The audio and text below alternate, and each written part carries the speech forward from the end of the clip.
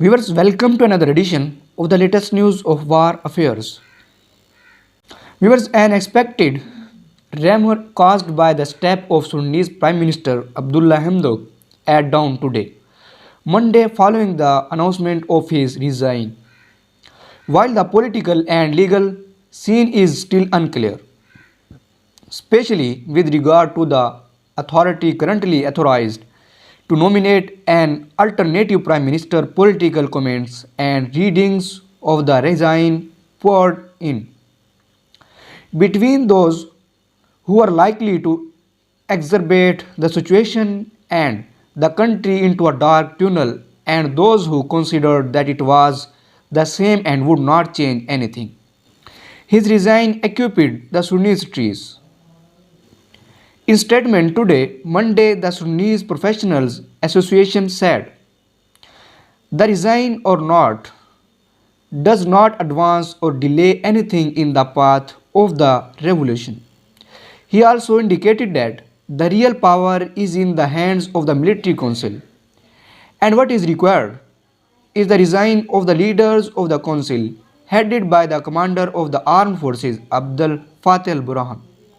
While the Republican Party of Freedom and Change saw that Hamdok resigned, portends an unfavorable future with consequence. He also stressed that the prime minister to resign will accelerate the country entrance into an unknown tunnel. In turn, the governor of Darfur, head of the Sudan Liberation Movement Army, considered the resign one of the accumulated political and social crises that the political forces that inherited the country at a time when most of the people were headless did not understand. And he added in a tweet on Twitter that the way is still long and there is no alternative to dialogue and recognition of some. Meanwhile, the head of the Justice and Equality Movement and the Minister of Finance,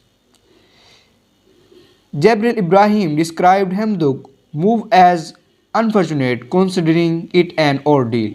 He called on the political forces to unite to cross the country to safety.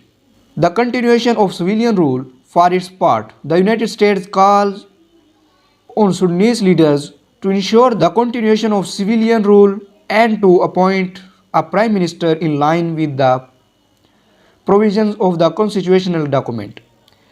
In a tweet on Twitter this morning, the United States Department reiterated the support of the Sudanese people, calling on the country leaders to put aside difference, consensus, and ensure the continuation of civilian rule. It is noteworthy that the Prime Minister, who for 2 years constituted the civilian phase of the transitional period, announced his resign on official television on Sunday night, after more than 2 months of the exceptional measures imposed by the armed forces on last October 25, and the sign of a political agreement with the army commander Abdel Fattah al-Burhan on November 21. In a speech to the nation, Hamdok said, I tried as much as I could to spare our country the danger of slipping into disaster. And now our country is going through a dangerous turning point that may threaten its survival. In light of this, within the political forces and the conflicts between all the components of the transition, and despite what I have done to achieve consensus, but that did not happen.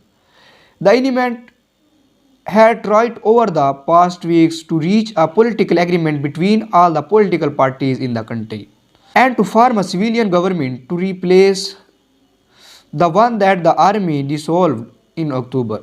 But he did not succeed, as he had no choice but to take that step in light of the continuing protest in the country rejecting the participation of the military component in governance.